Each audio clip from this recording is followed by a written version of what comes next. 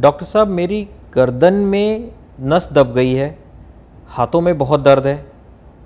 Doctor साहब मेरे को शियाटिका हो गया है, कमर में नस दबी हुई बताई है, मेरे पैरों में झंझनाहट सूनापन बहुत है, चला नहीं जाता, क्या मैं ठीक हो सकता हूँ? दोस्तों आज हम इसी के बारे में बात करेंगे। ये नस दबना या शियाटिका क्या है और इसको आप खुद से कैसे ठीक कर सकते हैं। द हेल्थ केयर टुडे में आपका स्वागत है। नस दबना यानी नर्व कंप्रेशन एक ऐसी प्रॉब्लम है जो बहुत कॉमन, अगर मैं मेडिकल लिटरेचर को कोट करूं तो लगभग 80 से 85% लोग इससे at any point of time अपनी पूरी लाइफ में एक बार ग्रस्त ज़रूर होते हैं। तो क्या इन सबको ऑपरेशन की ज़रूरत होती है?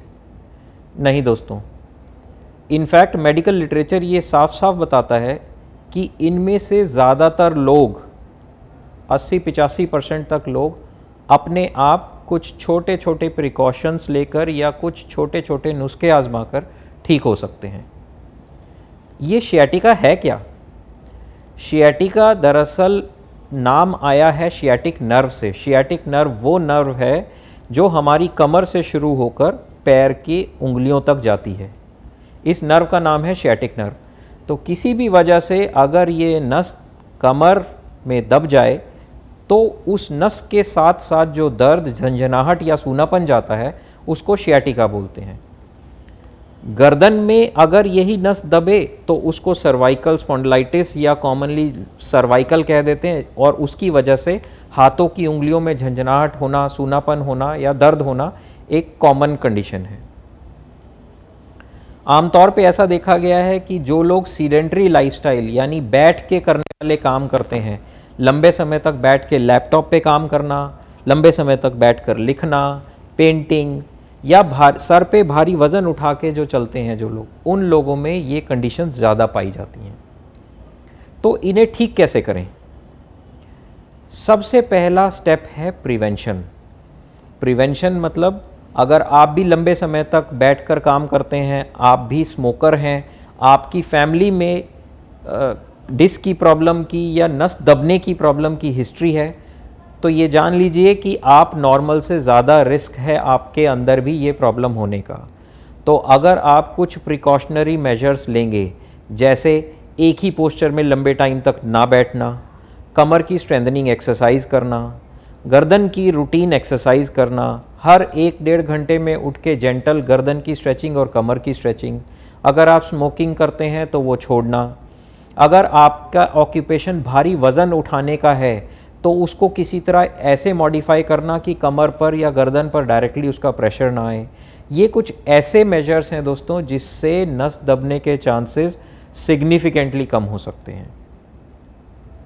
मान लीजिए नस दब गई, अब क्या करें? दूसरा इंपॉर्टेंट स्टेप है अर्ली मैनेजमेंट। ये जानना बहुत ज़रूरी है कि जब भी नस दबती है उससे पहले की स्टेज होती है कमर में या गर्दन में दर्द होना। वो स्टेज ऐसी है जिसमें अगर हम उस प्रॉब्लम को वहीं मैनेज कर लें तो नस दबने के चांसेस, इस प्रॉब्लम का नस दबने तक प्रोग्रेशन के चांसेस हम सिग्निफिकेंटली कम कर सकते हैं।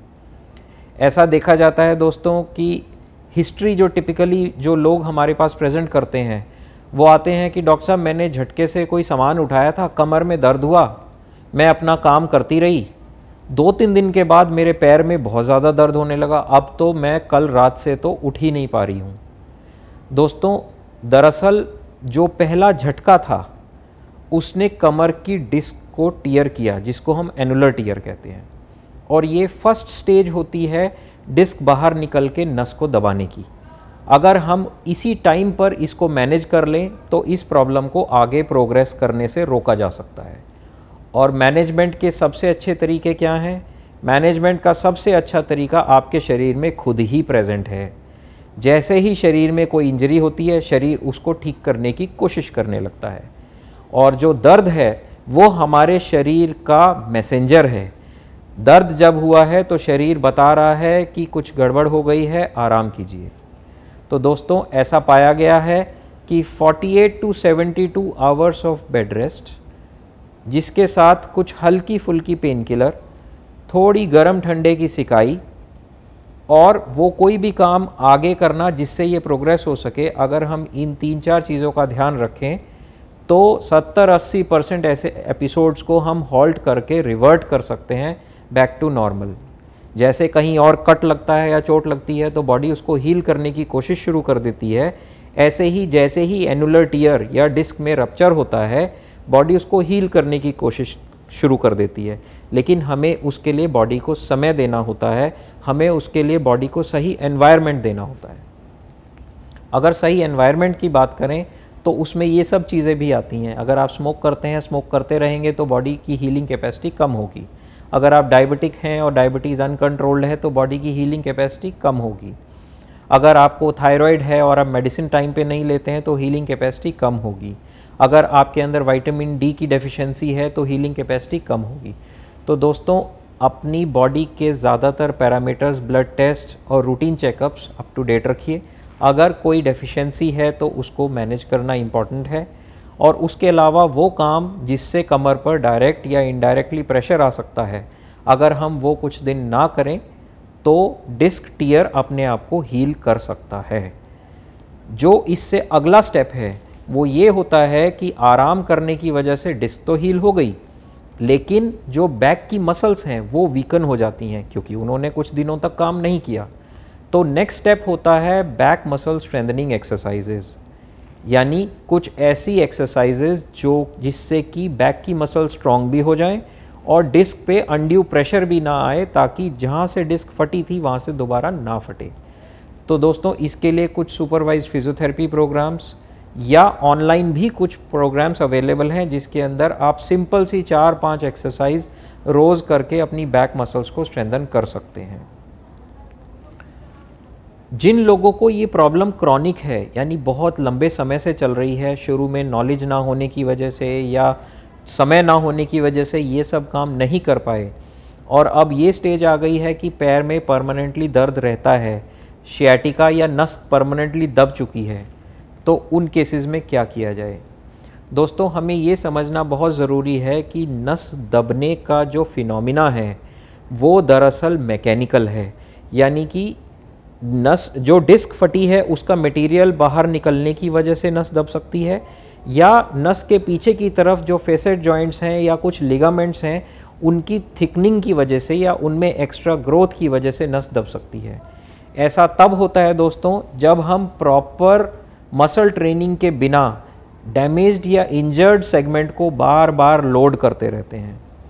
तो ऐसे दोस्त जिनको शियाटिका या नस दबने की परमानेंट प्रॉब्लम है वो भी अपना लाइफस्टाइल मॉडिफाई करके काफ़ी हद तक रिलीफ पा सकते हैं। लाइफस्टाइल मॉडिफिकेशन जैसे वज़न ना उठाना, आगे झुक के काम ना करना, इंडियन टॉयलेट में ना बैठना।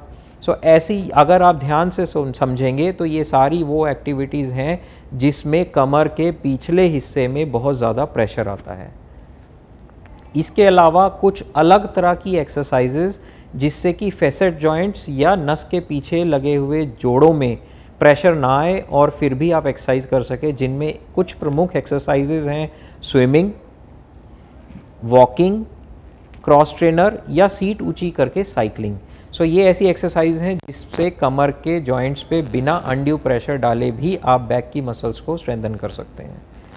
दोस्तों, अगर इस सब के बावजूद भी हमारी नस में दर्द है, हमारी नस में दर्द है और हमारे नस का दर्द ठीक नहीं हो रहा है, तो फिर आपको मेडिकल हेल्प की ज़रूरत है। अगर आपको या आपके किसी जानने वाले को की नस दबी हुई है, चाहे वो नस गर्दन में दबी हुई है, चाहे वो लोअर बैक में दबी हुई है, दोनों का ट्रीटमेंट सेम है दोस्तों, सिर्फ लोकेशन अलग है। अगर ऐसा कोई प्रॉब्लम है और आपको उसका सॉल्यूशन नहीं मिल रहा है तो आप अपने नज़दीकी डॉक्टर को दिखाएं, या अगर आपने एक्सरे, एमआरआई या कुछ और इन्वेस्टिगेशंस करा रखी हैं तो आप हमें भेजकर हमसे ओपिनियन भी ले सकते हैं। हम रखें आपका ख्याल।